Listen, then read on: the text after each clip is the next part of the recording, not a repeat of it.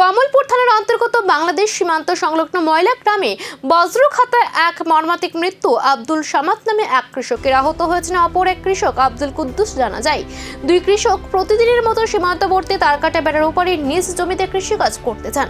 কাজের সময় হঠাৎ আকাশ কালো করে বজ্র সহ বৃষ্টি শুরু হয়। তখন তারা একটি গাছের নিচে আশ্রয় নেন। সেই সময় হঠাৎ বজ্রপাত হলে ঘটনাস্থলে মৃত্যু হয় আব্দুল সামাদের। গুরুতর আহত অবস্থায় আব্দুল কুদ্দুসকে সীমান্ত বাহিনীর সহায়তায় বিমল সিংহ মেমোরিয়াল হাসপাতালে নিয়ে যাওয়া হলে চিকিৎসক তাকে ভর্তি করেন এবং বর্তমানে তিনি চিকিৎসাধীন রয়েছেন।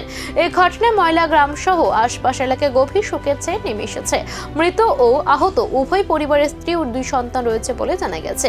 গ্রামবাসীরা দরিদ্র পরিবারগুলোর পাশে দাঁড়ানোর জন্য প্রশাসন ও সমাজের প্রতি সাহায্যের আবেদন জানিয়েছেন। অ্যাকচুয়ালি 1 ঘন্টা আগে যে বৃষ্টিপাত হলো, বজ্রপাত সহ, তখন আমাদের প্রতিবেশী গ্রাম মলয়াতে দুজন কৃষক তার কাটার বাইরে একজন ছিল, আরও একজন ক্ষেত খামারে ছিল কাজে ব্যস্ত।